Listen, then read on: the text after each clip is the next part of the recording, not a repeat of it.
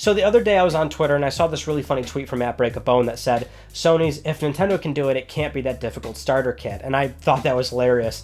But the more I was looking at it, the more I thought, wow, that's actually pretty embarrassing for Sony. So let's talk about that in a video. I mean, what went wrong with these three specific products in Sony's lineup? What could they have done to make it better? Where did they go wrong? But more importantly, why didn't they emulate the same success that Nintendo had with their own products? So let's start off with the PlayStation Classic, because admittedly I think this is the one that fell the hardest, and it actually had the greatest chance for success out of these three products, I feel, which really shows that Sony's execution was the absolute worst on this one. Now, if we talk about the NES Classic and SNES Classic, Nintendo did really well with that, and I'm not saying that they, started micro consoles that are plug and play to the TV, but we'd be kidding ourselves if we didn't say that they really popularized that idea and did phenomenally well with it. They sold millions of them. It was a highly sought after product for both of them. They were sold out. It did very well, and you have to assume that Sony saw that and thought, okay, well, let's do our own PlayStation Classic. Even if they already had the idea and R&D'd it prior to Nintendo launching the NES and SNES Classic, the fact of the matter is they were in some way, shape, or form seeing the market, response to that, and then were influenced to come to market with their own product as well. The thing is, Sony should have had no problem releasing this thing. They've got nostalgia on their side now. PlayStation's been around for almost 25 years since the original Japanese launch in 1994. They should have had no problem moving units on this thing. What did they do? Well, we know the story of PlayStation Classic, which is that it came out at way too much money, $100. The game lineup was horrendous. It was missing a lot of major titles that a lot of gamers were really expecting. And for the games that they did put on there, they put the worst possible versions on there. So why did they go about it in this way? Now, you have to assume it was probably just not a very good effort in terms of how many people they assigned to the project, the amount of R&D they put into it, the production costs. It must have been a very low budget, deadline-oriented device. That's just kind of what it is at the end of the day. And there's a lot of ways they could have approached it. They could have made this thing a true PS1 legacy machine where it had some very slight connectivity to PSN, where you could download PS1 classics. Those PS1 games are still available on the PlayStation 3 store, so there's actually a myriad of PS1 games that have been approved to be resold to today's market, because that's the thing, is that there's the big speculation of what games are allowed to be sold nowadays, because some of them are so old that the publishers, developers are gone.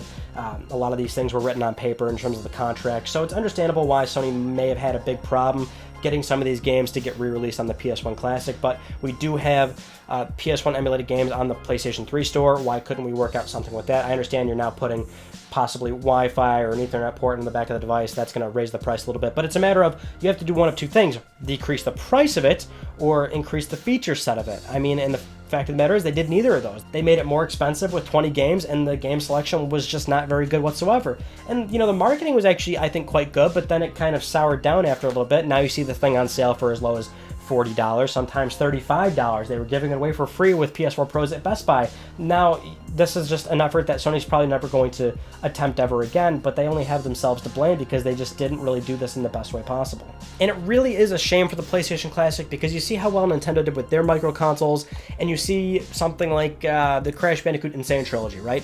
Where a lot of people thought Activision would never revisit Crash Bandicoot because, it's such an old property, people don't remember it, the gameplay doesn't hold up. A lot of people thought, oh, that wouldn't make sense, it wouldn't sell. Sure enough, when it was done right and brought back to today's age with the Insane Trilogy, it sold millions of copies. And so it really doesn't matter if it was something that was beloved back then. If you handle it right today, it'll do very well. The PlayStation should have had no problem coming back today in a micro console form, and yet Sony managed to not do it the right way. Now, what about PlayStation All-Stars? That's another one on this list.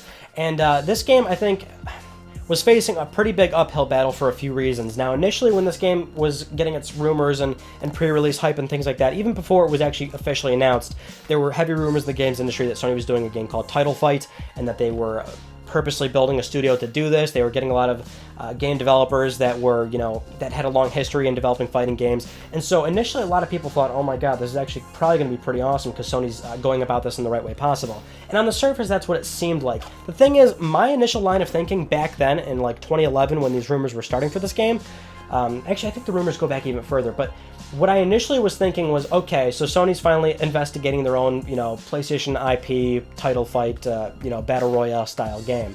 And initially I thought, I really hope they don't just do a Smash ripoff. I hope it's a game that's actually its completely own thing. I don't want it to be a 2D fighter with the exact kind of setup, right, of where it's tiered landscapes. You've got knocking people off the board. I don't want it to be a Smash clone. I want it to be something dramatically different. I would be even okay with it being like something where it's more of a 3D fighter in the sense of like those old DBZ games, or actually those recent DBZ games too. You know, I think a lot of people enjoy that kind of fighting style, but I just want Sony to do something dramatically different to differentiate themselves from Smash. But sure enough, PlayStation All-Stars Battle Royale gets officially announced, and it very much so looks like Smash, except it does do its own different thing in terms of super attacks, which that's the way you knock out opponents. So you're not necessarily building up a percentage meter against your opponents to knock them off the board. You're actually just building up your own meter and then executing that to initiate a kill, which is hit or miss for a lot of people. The thing is, I enjoyed the game. I think a lot of people did. The game sold over 1 million copies, but it just got to a point where it didn't do enough for Sony. And Sony's Worldwide Studios head Shuhei Yoshida even said, you know, the game didn't sell enough for us to continue doing DLC, for us to do a sequel. So at the end of the day, the game was just considered a failure by all accounts. They're not going to explore the franchise any further. And you can understand that the build-up to this game shows that Sony had big plans for it. I mean, when you purposely build a studio, which that was Superbot Entertainment, when you field all this developer talent to do a fantastic, awesome fighting game for your beloved franchise IP, and then you do all these deals with other third-party developers, and you even try to shoehorn people in like Dante from that, I believe it was the 2011 or 2012 DMC, who cares? You know, like, why bring that in there? But, you know, you could see the effort that Sony put in. I think they did have a lot of big plans for PlayStation All-Stars Battle Royale, and at the end of the day, it just came out and was deemed mediocre by a lot of people. And again, I enjoyed it. I think a lot of people actually really had a great time with it, but of course it just didn't have the same impact as something like Smash Brothers. And I think there's really no good way to go about attempting to do the same thing as what Nintendo was doing there. That's why I always felt prior to the game coming out that, you know, Sony, you need to do something entirely different. Don't just slightly try to emulate what they were doing. Do something where it's really your own thing, where the fighting mechanic and the play style and the overall approach, make it something dramatically different. That's not what we got. It was like a slight flavor twist of what Smash was, and that's why it didn't really do all that well. And then we get to PlayStation Move, which, yes, right away, much different story than the previous two items we talked about, because PlayStation Move is now completely relevant today on PS4 with PlayStation VR. It's found its place because people are actually buying them, they're enjoying them, and they actually use them. But, 2009, when Sony announced these things during their E3 press conference, where that was at the height of Nintendo Wii sales doing so well, you have to ask yourself, oh god, Sony, what are you doing? Why are you doing motion controllers when Nintendo's, doing that? And people thought, oh my god, why would Sony pursue something like this? Especially when this was also at the height of Sony, bettering PlayStation 3. It was at a lower price point. It had a good marketing campaign with Kevin Butler. They were releasing a lot of quality exclusives, so it was really questionable as to why Sony was chasing this family-oriented motion market. And this was also when Microsoft was showing off Project Natal, which eventually became Kinect on the Xbox 360, and that actually sold very well, not just in terms of Kinect units, but also software units. But that was also Microsoft going in a different direction and doing a lot of family-oriented games.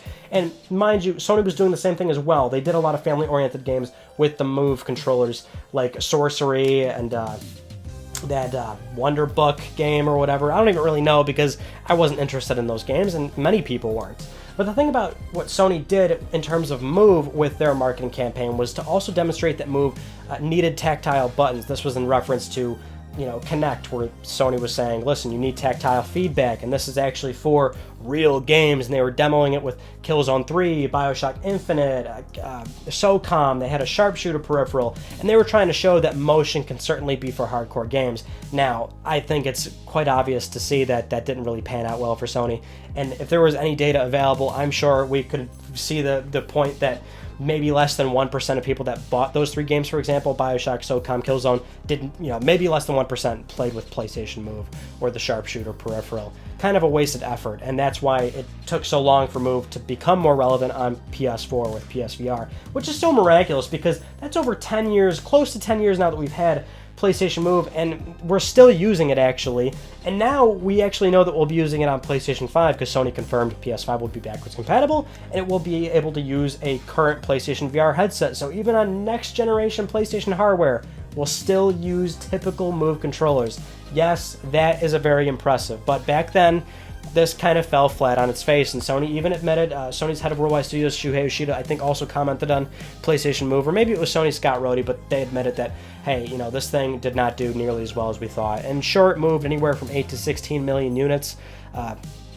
you just know that the software support wasn't there. Developers weren't really using it all that much. And it just didn't really make a lot of sense financially in the long term. So that's when PlayStation Move became super irrelevant, going into, like, say, 2011, 2012, where developers have long really forgotten about it and nobody's using it. And not exactly what Sony had in mind, especially when Nintendo was doing so well. And mind you, the Wii had its own fair share of problems. Sure, it sold a lot of hardware, but third-party support was non-existent, and you had to be a first-party Nintendo game, more or less, to sell millions of copies of your particular game. Now, the thing is, you know, when Sony was R&Ding PlayStation Move, it was well before Nintendo ever released the Wii. So, you know, even if Sony didn't necessarily know what Nintendo was up to, the fact is, with all three of these products, it was a matter of Nintendo coming to market first, Sony seeing that market performance, and then thus, in some way, shape, or form, being influenced to release their own version of it.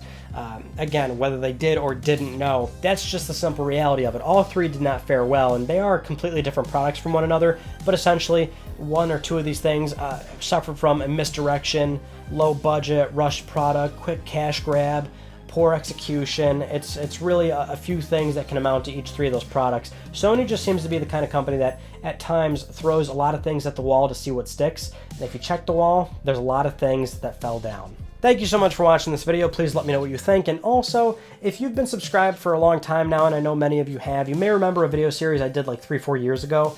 I was actually reminded of that recently because this video and then last week's PlayStation Plus video was kind of like that, where it was one particular topic in the games industry, and then I talked more openly and candidly about it, where it's not like a scripted video or anything like that.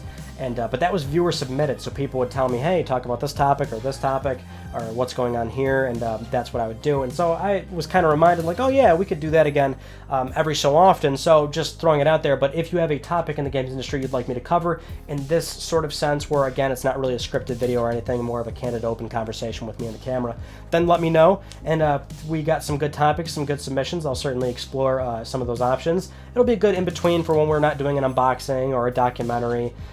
So we'll definitely try and do some more of that, because a lot of you guys like that stuff, which is cool, which is really cool. We're jack of all trades on this channel. We're doing all sorts of things in the world of PlayStation, or just even some slight topics outside of PlayStation as well. Again, it's all viewer submitted. If there's some good topics, good ideas that you guys want me to discuss, I'll certainly do that. Anyway, that's about it. If you haven't yet, please subscribe for the best PlayStation news, reviews, and updates that are here on YouTube, and I will see you all in my next video. You take it easy.